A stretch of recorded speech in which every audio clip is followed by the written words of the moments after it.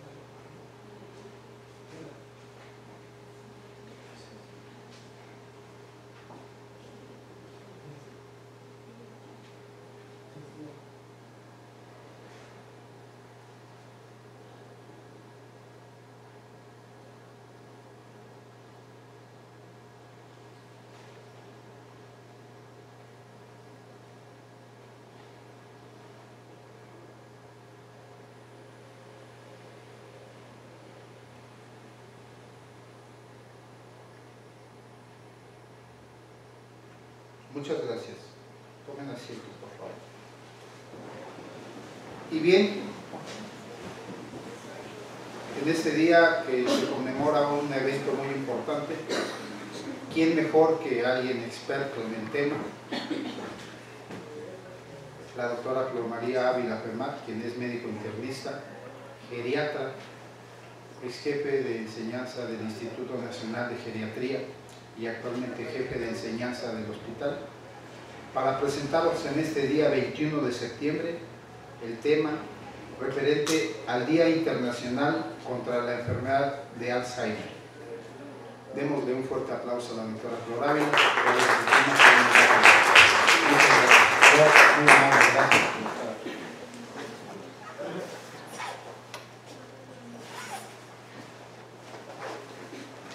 Bien, buenos días a todos. Buenos días. Espero que sea un día mejor que los días previos. Y bueno, vamos a hablar de este tema. En realidad es el mes del Alzheimer. Hoy es el Día Internacional. La Asociación Internacional de Alzheimer, la enfermedad de Alzheimer, lo celebra hoy desde hace muchos años. México es parte de un movimiento internacional contra la enfermedad de Alzheimer. Este es el afiche que ha definido la Asociación de Alzheimer, que es Recuérdame, ¿sí? Creo que había en México un anuncio de Gancitos que así decía Recuérdame, ¿sí, verdad? Sí. Cuando yo lo vi así me acordé.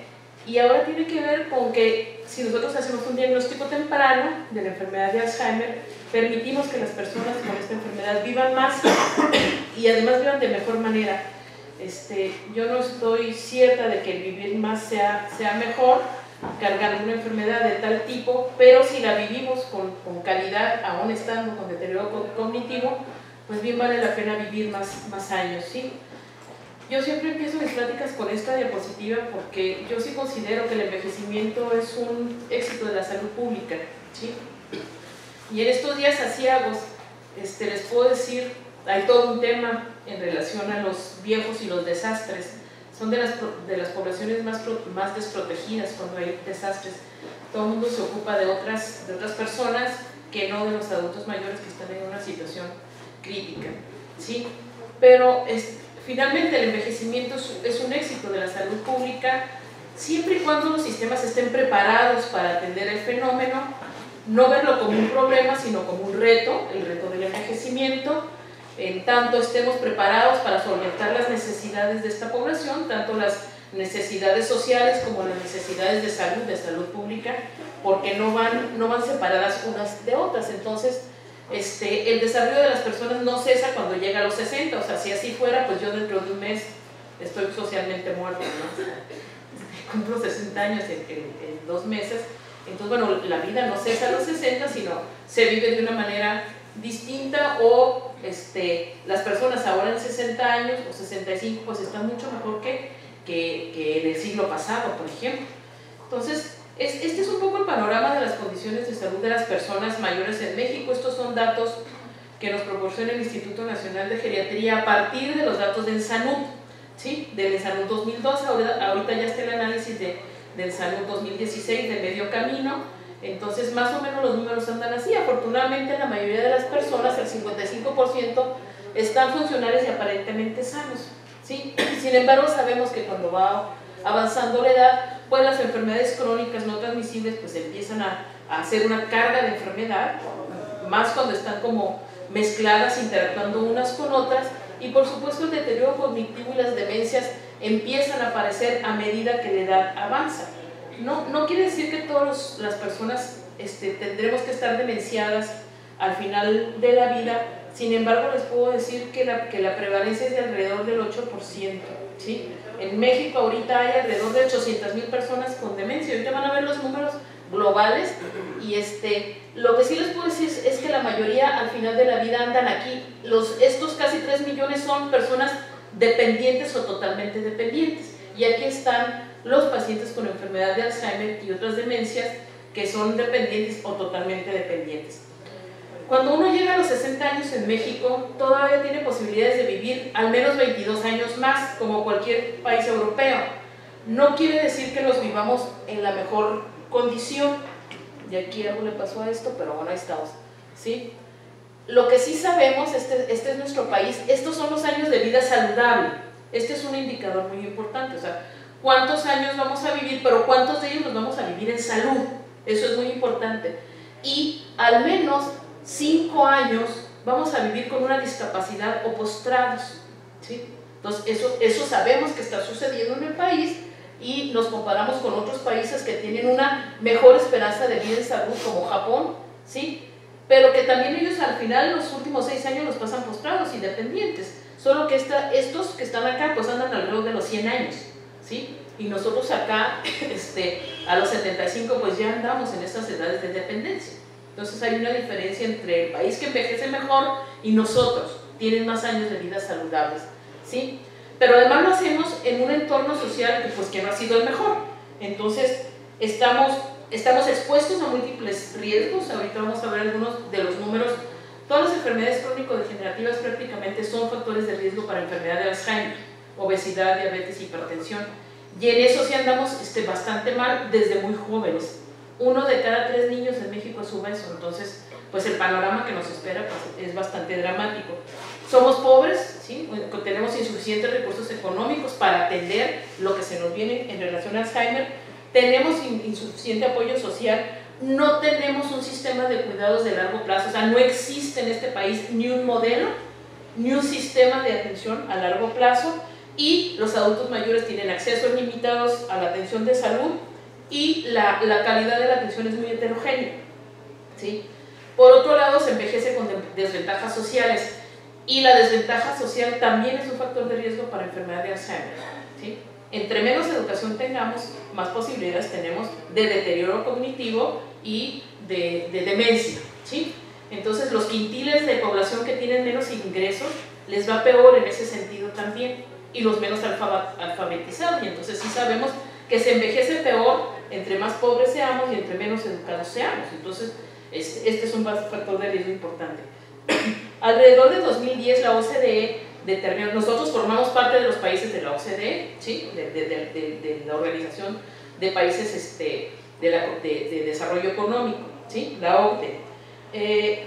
Y ellos saben desde hace tiempo que la enfermedad de Alzheimer es uno de los factores principales de dependencia en todos los países de la OCDE, y alerta la Organización Mundial de la Salud en 2012 da este documento, ¿sí?, en donde nos dice que la demencia es un problema de salud pública, o sea, lo reconoce como un problema de salud pública por la carga de la enfermedad que impone y por el número de pacientes que vamos a tener. Ahorita vamos a hacer algunos comparativos, ¿sí?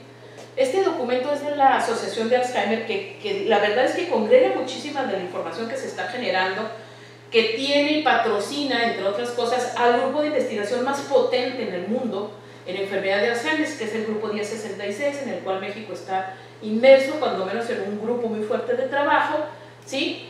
Y ahora sabemos que habrá, cada 3 segundos hay un nuevo caso de Alzheimer, ¿sí? Cuando uno ve estos números en estas dimensiones, pues sí le da a uno como miedo, ¿no? Entonces, por lo pronto, en el mundo 46 millones, pero en el 2030 habrá 74 millones y para el 2050 131 millones.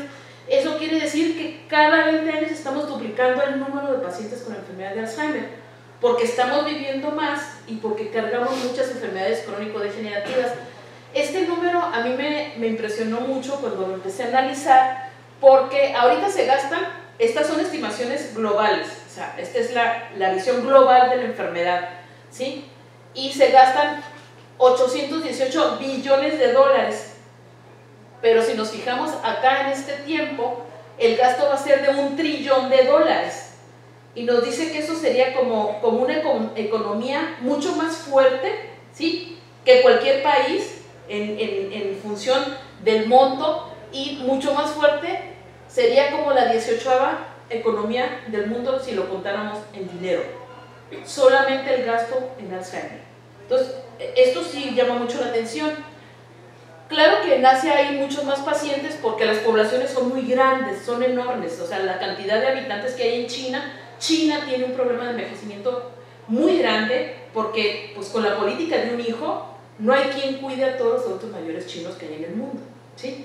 Entonces tienen un problema grande y por eso ellos van a tener muchísimos pacientes con enfermedad de Alzheimer, cerca de 22 millones, pero nosotros andamos cerca de 9 millones. Y para los países en desarrollo esto es una carga muy importante, ¿sí?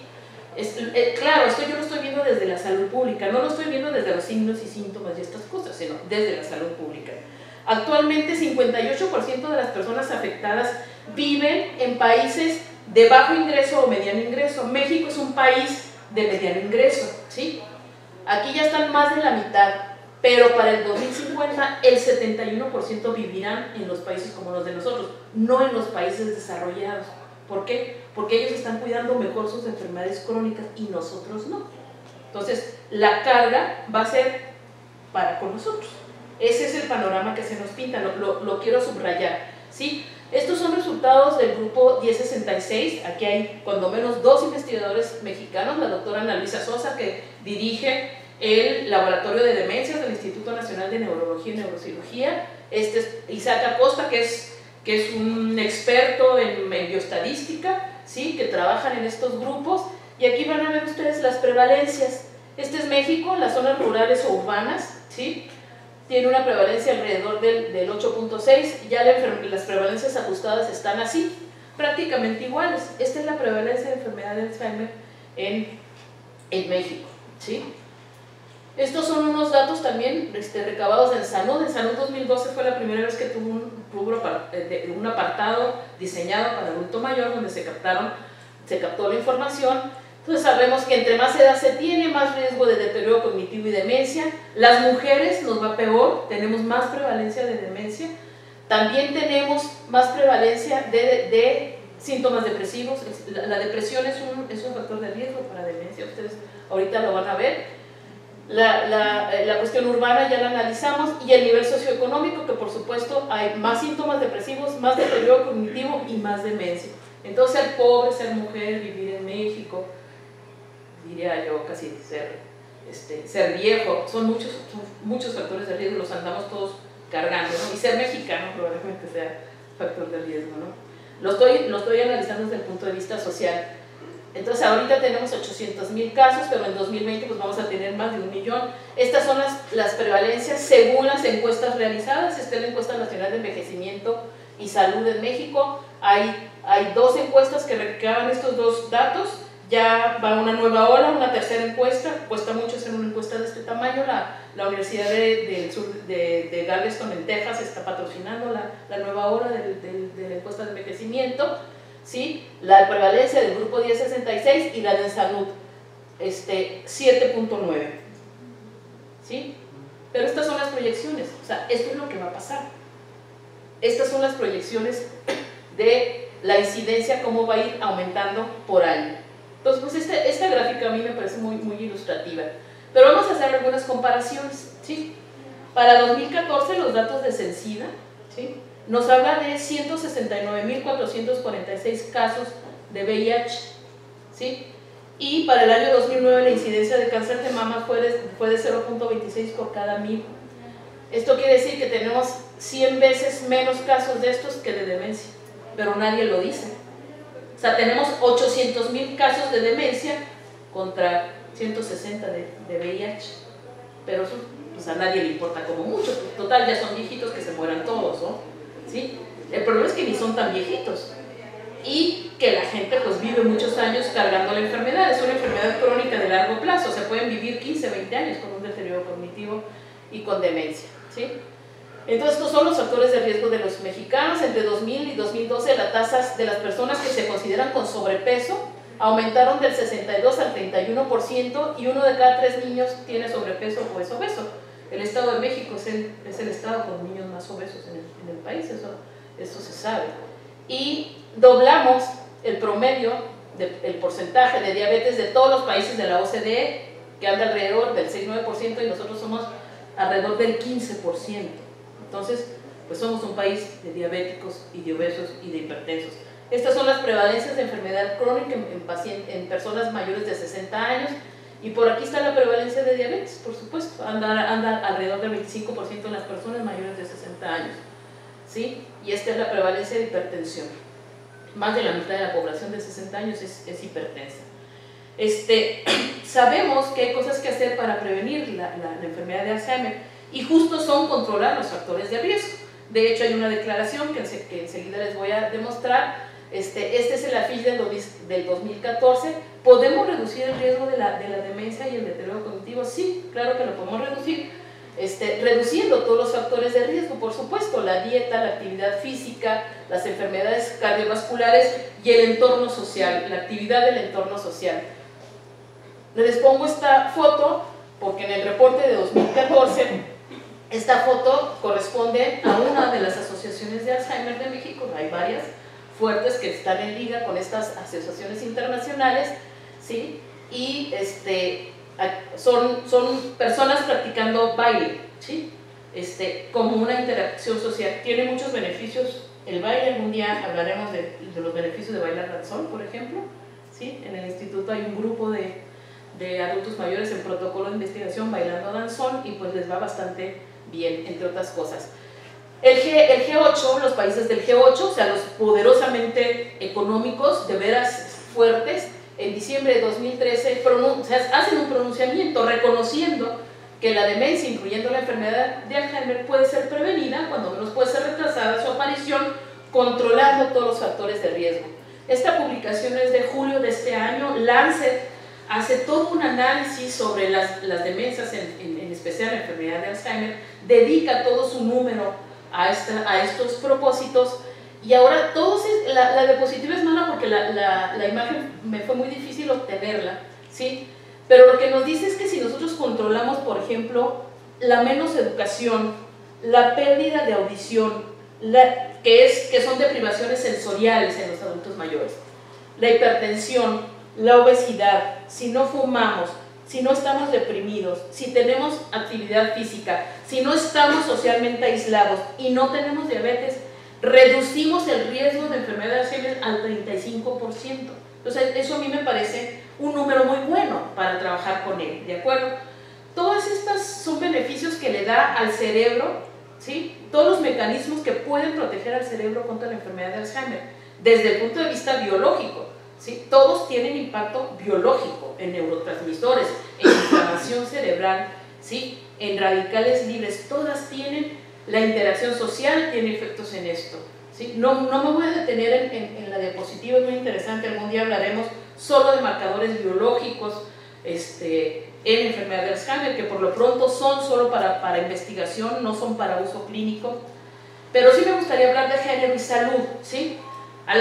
Este reporte lo hace también la Asociación de Alzheimer, cómo pone el foco en cómo las mujeres estamos involucradas en este asunto del deterioro cognitivo, no solamente como pacientes, porque tenemos más prevalencia, nos va peor, los síntomas son más agresivos, ¿sí? Sino la carga que tenemos las mujeres, y digo carga porque así está definido, en cuidar a la mayor parte de los sujetos que tienen Alzheimer, ¿sí?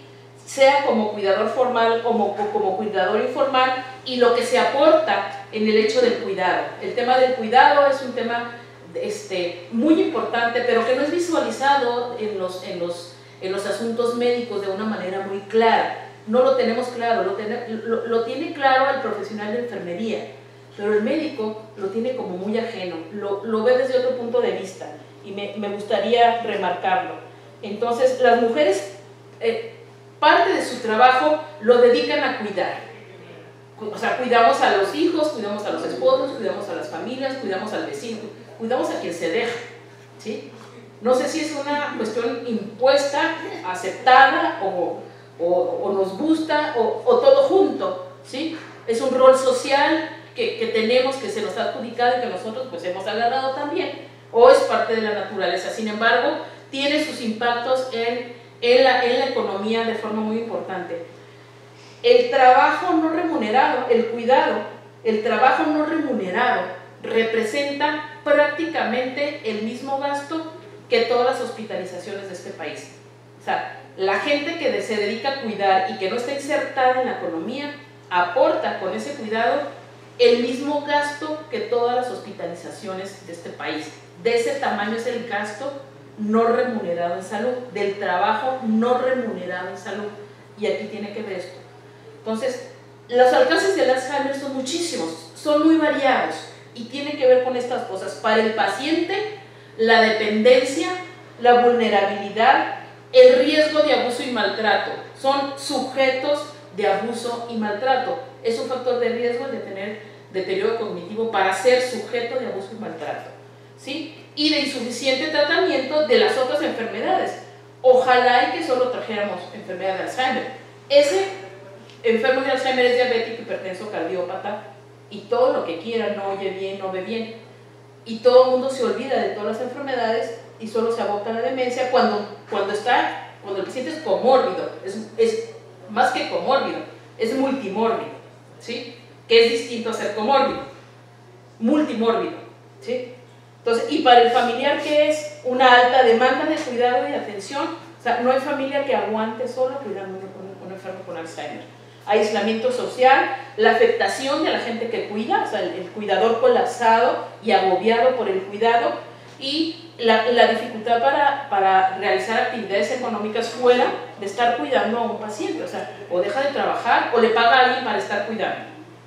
Yo siempre les digo que tengo un amigo que dice que todos estamos aquí porque no tenemos a alguien a quien cuidar, o estamos pagando para que alguien lo cuide. Alguien lo está cuidando por nosotros, ¿sí? Por eso estamos aquí.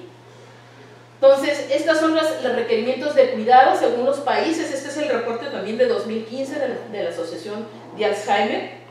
Sí, nosotros andamos por aquí en las necesidades de cuidado. Yo creo que esta gráfica tiene subregistro, yo estoy convencida de que tiene subregistro. Y el gasto directo de la atención médica es muy grande en los pacientes de bajo ingreso. O sea, las personas están gastando de su bolsillo para atender las condiciones médicas, pero también para las condiciones sociales y también para el cuidado informal. O sea, ¿ustedes vieron la película de Como agua para chocolate? Sí. O sea, que estas familias tenían una hija para que tú quedes y tú vas a ser la designada para cuidarme porque pues no te casaste, no tienes hijos, o sea, no vales nada, ¿sí? Y tú te vas a dedicar a cuidarme. ¿Ustedes se acuerdan de esa película? Bueno, el cuidado de un paciente demenciado alguien lo tiene que hacer, entonces a alguien se lo adjudica, ¿sí? Tú vas a cuidar al abuelito porque pues ya se le fundió el cerebro, ¿no? Entonces está designado. Las familias gastan muchísimo en el cuidado y en la salud. Estos son los gastos de bolsillo.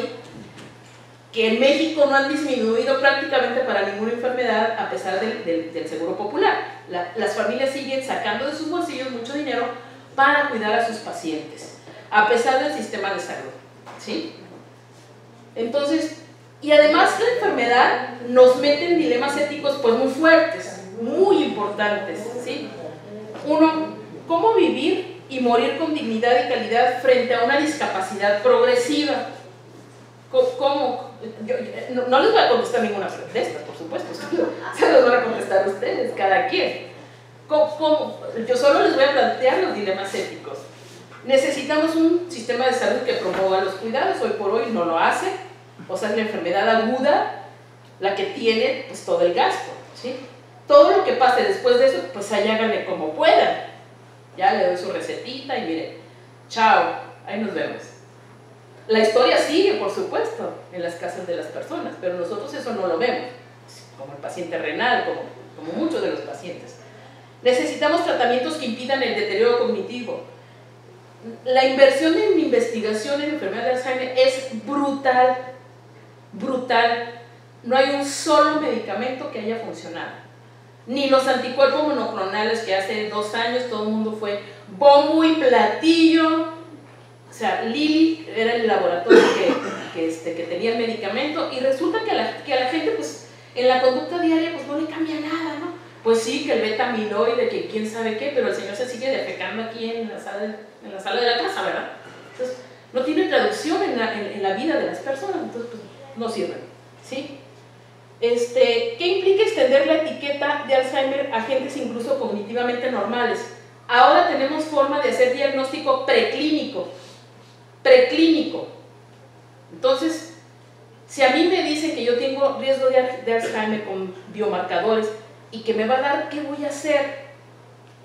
¿Es ético hacer un diagnóstico preclínico o no? ¿Sí? ¿Cuál es el valor del diagnóstico temprano? Tan temprano que a los normales nos digan como que te va a dar, sin poder asegurar que te va a dar, ¿eh? Ese es el otro asunto.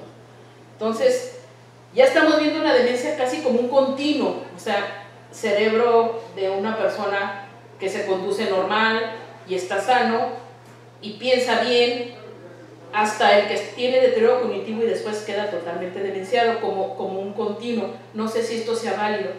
Hay personas que cuando les hacen una autopsia, o sea, si viéramos solo el cerebro, podríamos decir que tiene enfermedad de Alzheimer, pero nunca manifestó nada. Y se conduce totalmente normal, ¿sí? Entonces, eso habla de que la enfermedad son muchas enfermedades realmente, y sí hay muchas manifestaciones del envejecimiento más la enfermedad junta, ¿sí? La demencia mixta es la más frecuente, enfermedad de Alzheimer con daño vascular. Por eso, pues la diabetes, la hipertensión y todo esto son factores de riesgo para demencia, ¿sí? Entonces, pues a la falta de cura, solo la prevención retrasará los síntomas, pero no elimina la enfermedad. O sea, no tenemos cómo eliminar la enfermedad. Hoy por hoy se va a seguir presentando, ¿sí? Entonces, ¿cómo le hacemos para vivir con todo esto? Lo que sí sabemos es que el diagnóstico temprano, con los primeros síntomas, nos permite prever como familia y como sistema de salud cómo vamos a ayudar a estos pacientes, cómo vamos a lidiar con ellos, con sus familias, en sus comunidades, en sus casas. Aquí los vamos a tener internados por condiciones agudas del contexto de las otras enfermedades o por estados de descompensación de las otras enfermedades o agravamiento de las demencias, ¿sí? Pero las personas van a regresar a su casa y a su comunidad, que es donde se afronta el problema más serio. Entonces, un diagnóstico de demencia que se hace temprano empodera a la persona y a la familia, ¿sí? Para estar mejor equipados para lidiar con la progresión de la condición y de tener oportunidades de vivir vidas más productivas y significativas. Cuando menos en las primeras 2 etapas, el paciente tiene conciencia de sí mismo, el paciente sabe que se está deteriorando, ¿sí? O sea, cuando alguien empieza a notar síntomas en él de deterioro, inclusive lo echa a mano de los recursos cognitivos que tiene para esconder estos fallos. Pero yo no sé cuántos de nosotros lo estemos haciendo, ¿eh? Sí, entre más reserva sináptica tenemos, mejor podemos esconder la enfermedad, ¿sí? O sea, tenemos muchas más vías hechas, entonces hacemos compensaciones, pero pues no sé si vamos a acabar demenciados. O sea, gente con... ¿Ustedes vieron una película que se llama Steel Alice? ¿Sí? No era Alzheimer, era una demencia frontal, o una demencia como la de... ya ven, ya se me olvidó. el que Robin Williams, el actor, ¿sí? El de Patch Adams. Sí, Robin Williams.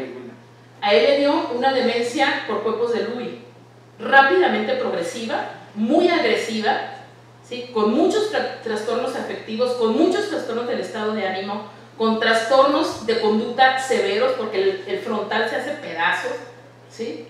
Pero se percataba de que estaba mal, tanto que se suicidó, ¿sí? Estas son las demencias. Entonces, saber el diagnóstico temprano nos permite acomodar la vida de mejor forma. Este afiche es de este año, son las 10 señales de alerta. Esto es para los familiares, pero creo que nos sirve también a nosotros, ¿no? Pérdida de la memoria, si empieza con trastorno de memoria, porque puede empezar con otros trastornos de atención, ¿sí? Por ejemplo, dificultad para realizar tareas familiares, problemas de lenguaje, desorientación en tiempo y espacio, o sea, de ontoy, ¿sí? Juicio pobre, problemas del mantenimiento de las secuencias, guardar las cosas fuera del lugar, o sea, la llave en el refrigerador y cosas así, cambios de estado de ánimo y de conducta, ¿sí? Y aislamiento de las actividades sociales y problemas visoespaciales. Por eso es tan difícil el asunto de demencia y poder conducir. En Estados Unidos hay tratados completos y modificación de leyes. Uno dice, bueno, ¿y si tengo un deterioro cognitivo incipiente, tengo que dejar de manejar? ¿O voy a ir matando gente en el trayecto de que me digan que ya no puedo manejar? ¿Sí? O sea, imagínense, con todas esas cosas tienen que ver. ¿Ustedes han visto un adulto mayor manejando por las calles del DF? Sí, ¿verdad? O sea, ellos dicen, sí, voy atrás del chochito aquí manejando con el señor.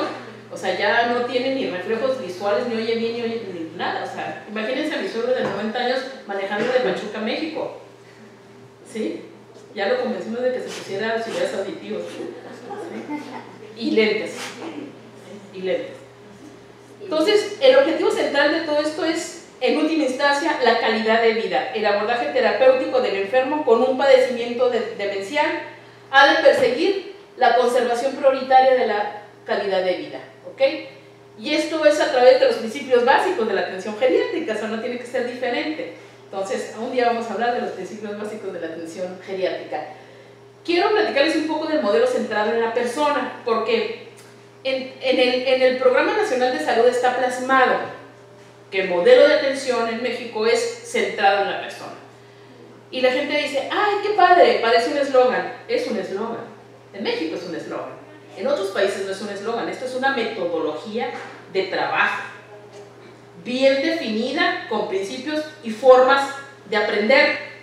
Es una forma diferente de trabajar. Yo aquí les voy a decir unas diferencias entre en España, donde sí se hace, cuando menos con el paciente demenciado, el modelo centrado en la persona.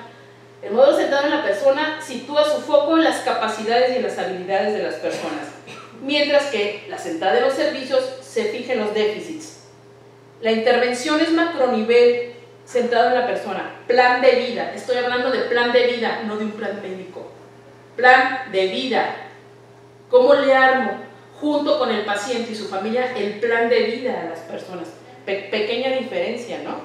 Se comparten decisiones con usuarios, familia, amigos y profesionales. Y aquí, en los modelos centrados en los servicios, las decisiones dependen de los profesionales. Ni del paciente, ni de las familias, de los profesionales, ¿de acuerdo? Entre otras cosas. El modelo centrado en la persona organiza acciones en la comunidad para incluir a los usuarios, a la familia, a los amigos, a los cuidadores, y aquí nosotros hacemos reuniones entre profesionales, o sea, los cuates platicando de enfermedades, ¿sí? Nos sentamos a la familia, nos sentamos a los pacientes para preguntarles qué quieren, mientras nos puedan decir qué quieren, qué necesitan. O sea, no les digo yo, mira, lo que tú necesitas es, lo que yo necesito es, o sea, es de allá para acá, no de aquí para allá, ¿sí? Los servicios no responden a las necesidades individuales, están fijas a un menú. Oiga, yo tengo enfermedad de Alzheimer. Ah, mira, lo que tengo para ti, yo le vengo ofreciendo esto. Ah, pues muy bien. Y se maneja un lenguaje clínico abundante, o sea, somos expertos en beta-amiloide. Entonces, el abordaje terapéutico global, yo pongo esta diapositiva porque pues tiene que ver con muchísimas cosas, con control de factores de riesgo, con diagnóstico y evaluación, con promover la independencia, con tratar los síntomas cognitivos, con tratar los síntomas no cognitivos, los trastornos de la conducta y todas las enfermedades y los cuidados al final de la vida. ¿Y qué es este rollo de los cuidados al final de la vida cuando alguien tiene demencia? ¿A qué nos vamos a enfrentar? Una dificultad para anticipar la muerte, es una enfermedad de larga trayectoria. Dificultad para la planificación cuando alguien tiene deterioro cognitivo que va a ser progresivo. ¿Y cuándo es el final de la vida? ¿Cuándo decimos que es el final de la vida? Entonces, el no reconocimiento de que la demencia es una enfermedad terminal no se va a curar, no se va a curar. Y la muerte social, la persona socialmente considerada muerta porque está demenciada, porque tiene deterioro cognitivo. No reconocemos las necesidades de atención porque el paciente no nos las puede decir expresamente, no puede decir que tiene dolor, sino está aullando y gritando, literalmente, ¿sí? Y las dificultades para comunicarse, no podemos entender bien sus necesidades. Ante todo esto, el Instituto Nacional de Geriatría, junto con otras instituciones, elabora un plan Alzheimer, fue la gestión de Salomón Chertorivsky. Estas son las ideas fuerzas que llevan a hacer un reconocimiento de todas estas 800,000 personas, una toma de conciencia del problema, desestigmatizar a los pacientes y a sus familias, ¿sí? Verlo como un problema de salud pública, luchar por el bienestar de las personas y hacer eventos de prevención, que es lo único que nos queda por lo pronto si no tenemos una cura. Entonces, este es el objetivo general, se los acabo yo de platicar, ¿sí? Este es el equipo de trabajo que elaboró el plan. Si ustedes lo quieren, yo se los puedo proporcionar. Si se meten a la página del Instituto Nacional de Geriatría, lo pueden bajar del sitio, ¿sí? Completito de pe a pa. Fue elaborado por gente del ISSSTE, del IMSS, de una buena parte de los institutos nacionales de salud. Hay un grupo de expertos en demencia en México que está trabajando sobre el tema y está publicando, y por la Federación Mexicana de Alzheimer, ¿sí? Entonces, elabora este plan de acción, es interesante, y me voy a centrar en la capacitación del equipo de salud, que por lo pronto son los resultados que México ha dado en el plan y que aparecen ya en el reporte del año pasado de la Asociación Internacional de Alzheimer, o sea, el reporte mundial. Parte del trabajo que se hizo fue definir cuáles son las competencias laborales, funcionales, que debe de cumplir todo el personal que atiende a las personas con deterioro cognitivo. Este es un proyecto muy grande que ya se formaliza con un comité de gestión por competencias para certificar competencias, y este es solo un pedacito del trabajo hecho, ¿sí? Se los pongo ahí si algún día quieren enterarse de qué es lo que tenemos que hacer todos con el paciente demenciado, pues aquí nos vamos a encontrar todos los que estamos ahí, ¿sí? Y este es un diplomado, 160 horas, trabajo en línea totalmente, no es presencial, es a distancia en una plataforma, y si queremos aprender de Alzheimer y otras demencias, es una vez al año nada más. Este es el marco conceptual, el constructo del diplomado: generación de competencias, aprendizaje significativo, motivaciones y estímulos. El participante es el responsable de su conocimiento, y la idea es construir una inteligencia colaborativa para la generación de una cultura respecto al tema de las demencias. Y lo promociono porque pues yo lo diseñé con mi equipo de trabajo y está a la mano de todo el mundo, ¿sí? Entonces, de eso se trata también. Cuando yo regresé al ISSSTE, era de traerme todas las cosas que habíamos generado en otra institución para que ahora la gente del ISSSTE se beneficie de ellas y tengamos más herramientas, ¿sí? Este es el reporte del año pasado y aquí está el trabajo que hizo todo mi equipo, ¿sí? Ya teníamos 5,000 personas en una plataforma metida, junto con la plataforma MX, México X. Pues ustedes conocen a la plataforma México X, son cursos masivos, MOOCs, los que son ahora los cursos masivos, gratuitos además, en la plataforma México X, una versión acortada del diplomado. Si la gente no tiene tiempo y se quiere enterar rápidamente, pues se mete en la plataforma México X y teníamos 5,000 alumnos al mismo tiempo, ¿sí? Esta es la forma en que México puede y está abordando el tema de demencias, enfermedades de Alzheimer, capacitando a la gente para que se entere y tenga herramientas de cómo tratar. Es para todo el personal de salud, esto no está diseñado para médicos, está diseñado para todo el personal de salud, tiene contenido para los médicos, para las trabajadoras sociales, para las enfermeras, para cada uno de los profesionales. Después interactúan todos juntos, ¿sí? Y este curso, que es también en línea, nadie tiene que irse a sentar a un aula, que son los principios del modelo de atención centrado en la persona con demencia. Esto lo elaboramos junto con Alzheimer Cataluña. Son expertos en modelos de atención centrados en la persona, expertos en demencia, ¿sí? Y ellos en sus centros de trabajo lo practican cotidianamente, el modelo centrado en la persona. Entonces es gratuito también, está en una plataforma, es un curso de 40 horas que implica mucho menos tiempo, ¿sí? Esta última publicación, que ya voy a terminar, la comisión la hace, o sea, cuando publica estos documentos son porque están dando un posicionamiento de política pública para que sean asumidos por los países que consideren que estos puntos deben de ser abordados de esta manera. Entonces, aquí nos dice que hay que ser ambiciosos en la cuestión de la prevención, ¿sí? Que tratemos los signos cognitivos, que individualicemos el cuidado de los pacientes con enfermedad de Alzheimer, que procuremos el cuidado de las familias y de los cuidadores, que planeemos para el futuro, ¿sí? De las familias y de las personas con enfermedad de Alzheimer, ¿sí? Que protejamos a las personas con demencia, cosa que no estoy segura que nosotros estemos haciendo, que manejemos los trastornos neuropsiquiátricos de los pacientes con enfermedad de Alzheimer, que consideremos las situaciones al final de la vida y que echemos mano de la tecnología, ¿sí? Hay grupos de trabajo muy interesantes en México, el del CICESE, por ejemplo, en Baja California, en la península de Baja California, que se dedica a la gerotecnología, la tecnología para el adulto mayor, desde auxiliares de vida hasta aplicaciones, ¿sí? Entonces hay que ver esto de diferente forma. Al final, ¿qué necesitamos? Y con esto voy a terminar. Al final, ¿qué necesitamos? Profesionales con un rol distinto, más allá que el que estamos acostumbrados a tener, ¿sí? Más relacionados con la escucha, con la observación, con el acompañamiento, con la motivación, con la búsqueda de oportunidades y apoyos para los pacientes con enfermedad de Alzheimer.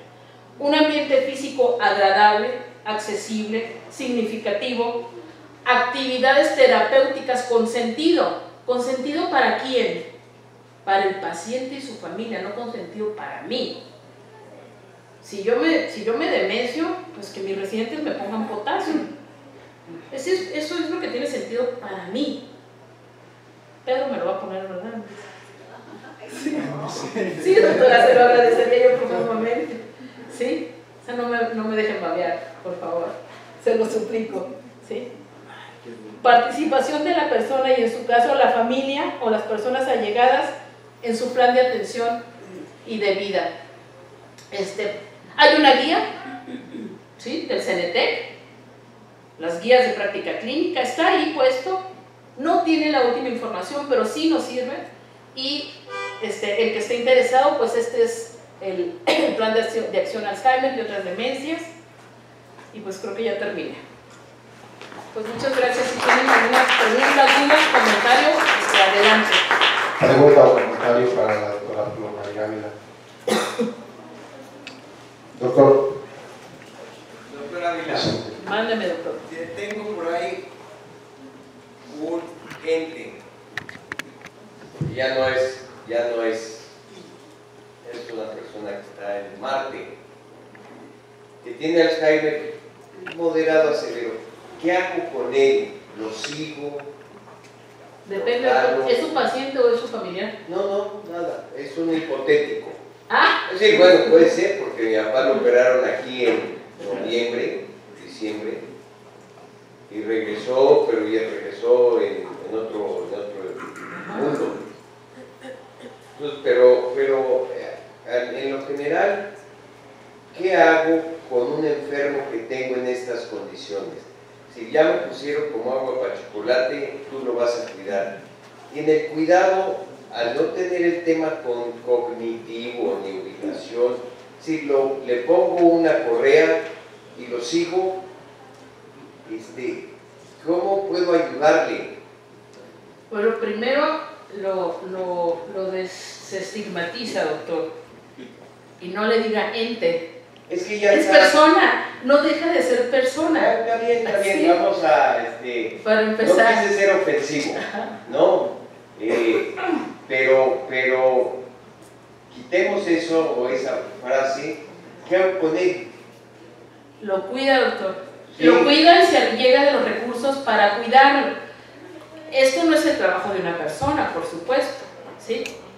Necesita un equipo de personas que le orienten en cómo cuidarlo. Necesita quien lo cuide en su casa, hay quien lo haga y lo hace bien.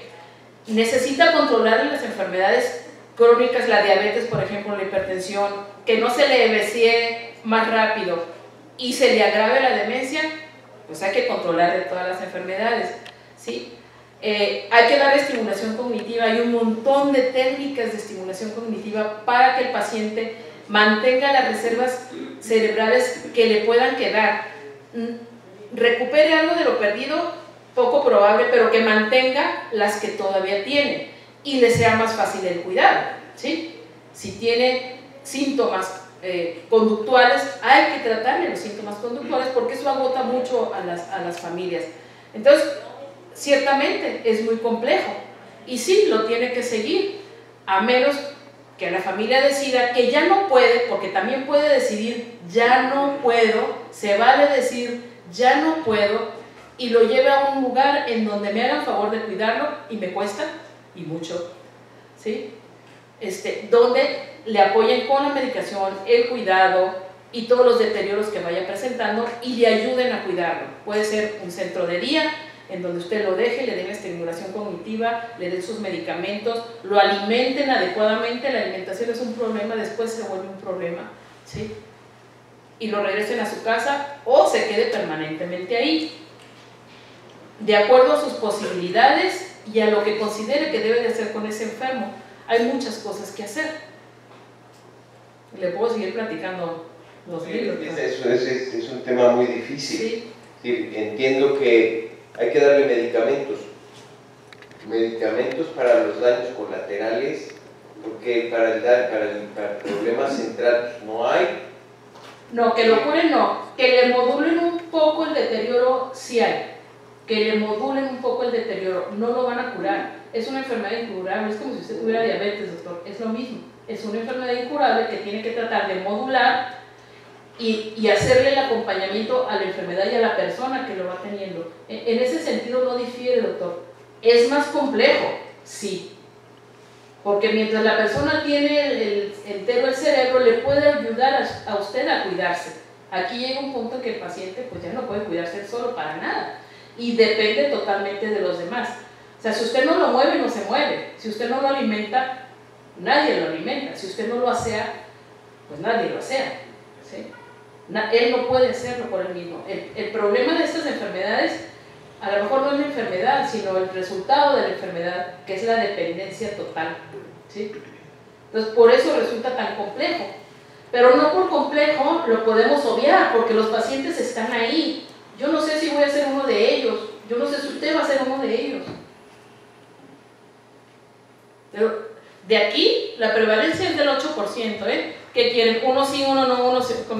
¿A quién le va a tocar de los que están aquí sentados? ¿Cuántos somos para calcular la prevalencia? Bueno, es que en este sentido, como usted lo está manifestando, bueno, vamos a suponer usted en su persona diciendo, pues a mí que me pongan el potasio. Sí, yo ya decidí. Sí, es su decisión.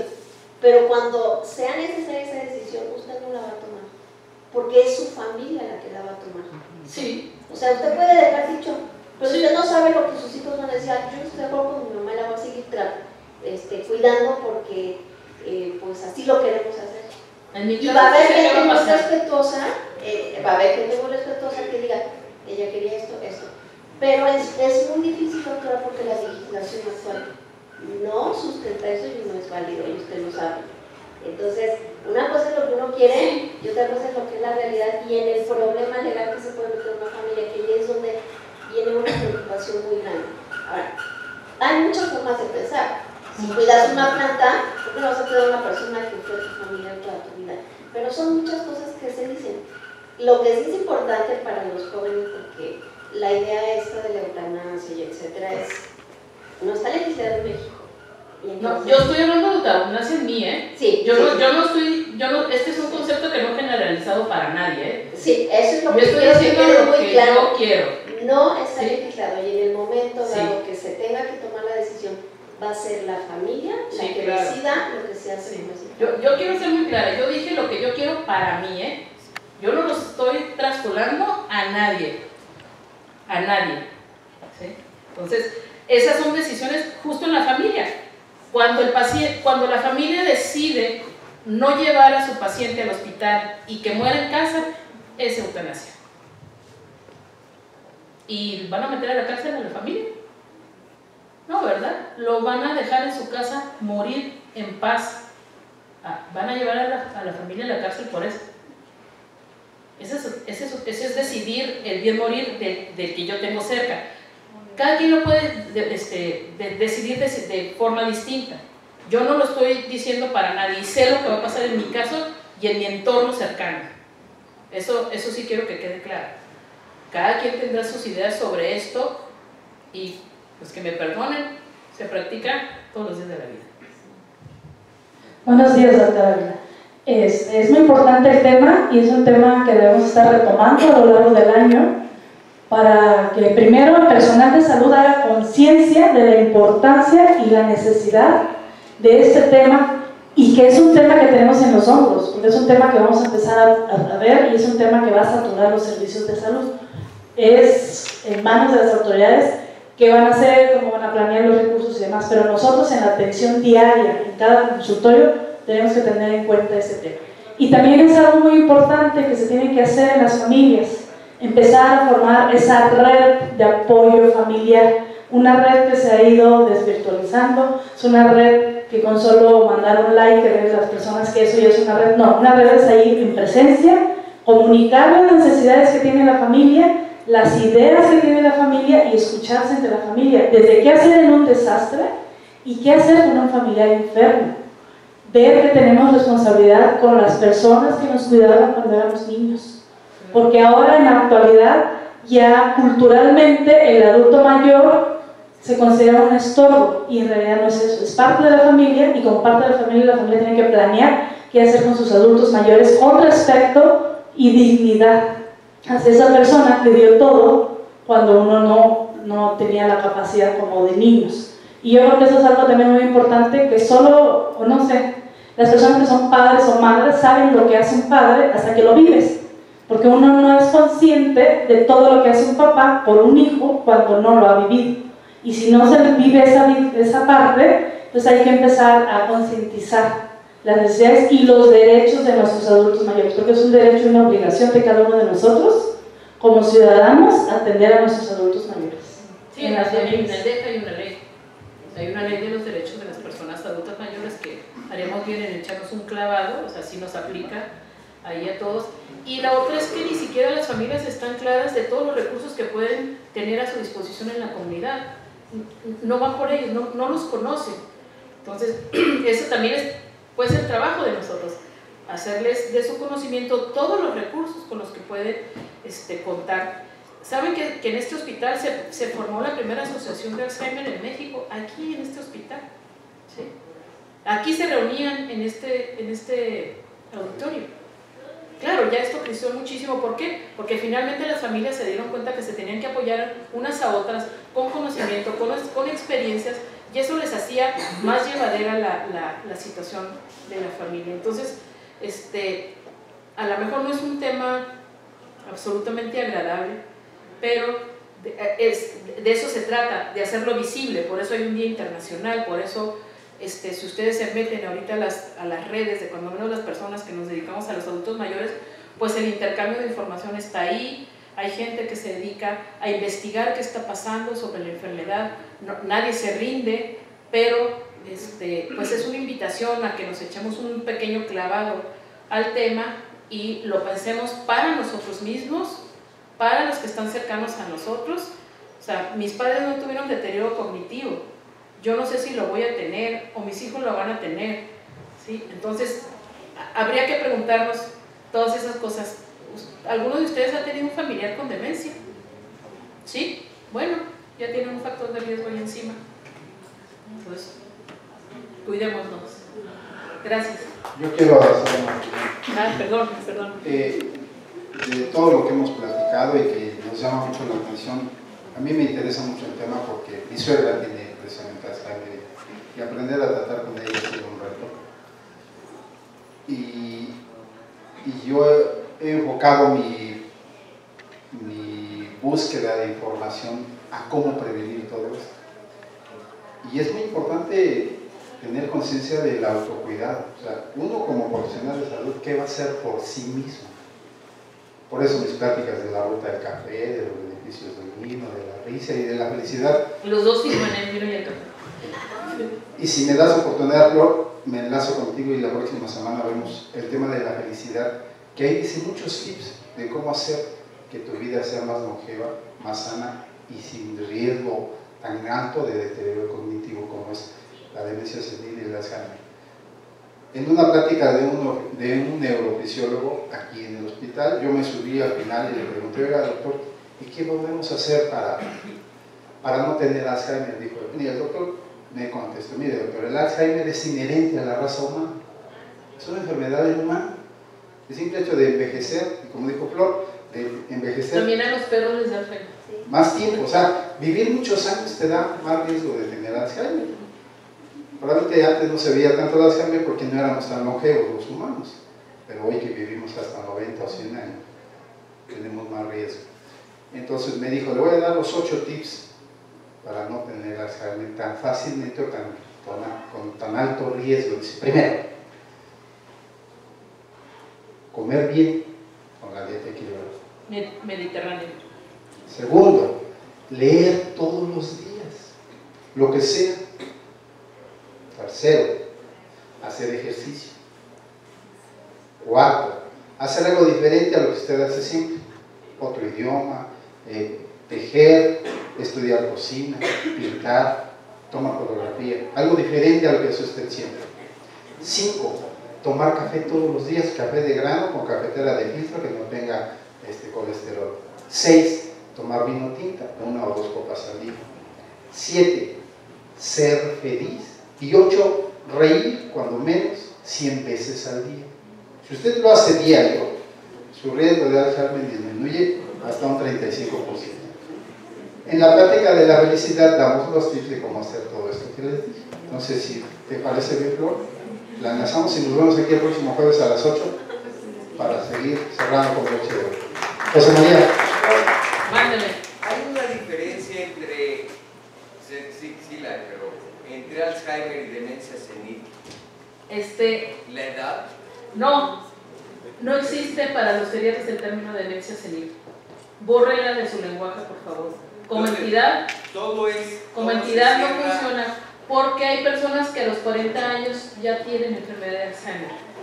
Entonces, eliminen de su contexto profesional el término y refiéranse a deterioro cognitivo menor o mayor. Entonces ahora se engloba todo Alzheimer. No, deterioro cognitivo. Ok, hay una diferencia entre Alzheimer y deterioro cognitivo. Hay deterioro cognitivo leve, hay deterioro cognitivo y hay demencia. Es el nombre. A ver, pero en edad, sí. No. A ti te puede dar Alzheimer a los 40, o a los 60, o a los 70. Cognitivo También. a esa misma edad. Sí. ¿Y cuál es la diferencia? El deterioro cognitivo menor puede evolucionar a deterioro cognitivo mayor o no, de acuerdo a tus factores de riesgo. El deterioro cognitivo leve. O sea, hay una clasificación de los deterioros cognitivos. La enfermedad de Alzheimer solo es una de las enfermedades que producen demencia y deterioro cognitivo. Es la más frecuente. Te puede dar antes o después. Es una entidad patológica con criterios diagnósticos específicos. Para que tú digas que tiene enfermedad de Alzheimer tienes que juntar una serie de criterios, y si no, le tienes que buscar otra, temporal, enfermedad de Lewy, asociada a Parkinson, o tiene un deterioro cognitivo leve, que no es enfermedad de Alzheimer. O sea, el tema es muy complejo. Esta es una entidad nosológica específica, la enfermedad de Alzheimer. O es vascular o es mixta, por eso es tan compleja. ¿Sí? Pero sí, entre más edad se tiene, en una de sus formas la enfermedad de Alzheimer, la que te da a los 40 es de transmisión genética. Si tienes hijos les va a dar, hay una transmisión genética directa. El Instituto Nacional de Neurología tiene las cortes más grandes y las familias seguidas de todas estas enfermedades neurodegenerativas con rasgos familiares, como la enfermedad de Huntington, por ejemplo, que terminan demenciados y tienen un patrón específico de herencia. Una de las formas de Alzheimer tiene un patrón específico de herencia. Por eso son tan complejas estas cosas. Sí. Hay una película que les recomiendo, Siempre Alice. Sí, Alice, es esa. A ella le dio una enfermedad por cuerpos de Lewy muy rápidamente progresiva. Es en personas más jóvenes que tienen una alta capacidad intelectual y las deteriora muy rápidamente. Ella se dio cuenta que se estaba demenciando, una profesora universitaria. Así se llama, Steve Alice. Ni siquiera pudo morirse como quería en la película. Ni siquiera pudo morirse como quería, como había planeado morirse. Igual a mí me atropella un carro. Y le ahorro a Pedro del potasio. Le ahorro a Pedro el potasio. Bien, pues recuerden que como una iniciativa actual de la dirección del hospital, nuestras sesiones generales son videograbadas y se suben a nuestra red virtual del hospital, en clipes, en las computadoras del hospital. De ahí ustedes se van al área de biblioteca y en biblioteca digital buscan galerías y ahí podrán volver a ver la sesión o compartirla con sus compañeros que por motivos de trabajo no pueden asistir a esta sesión general y enriquecer nuestro conocimiento diario. Y bien, no me queda más que agradecerle a nuestra excelente ponente y jefa de enseñanza del hospital, a nombre de la dirección del hospital y de la coordinación de enseñanza e investigación, darle a la doctora Flor María de Guadalupe Ávila Pemat este reconocimiento por su excelente tema que nos ha hecho meditar a todos y poner las barbas a remojar en la sesión general académica con el tema Día Mundial contra la Enfermedad de Alzheimer.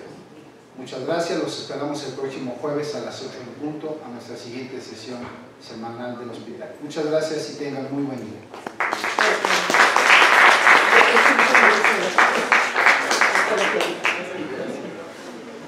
Gracias.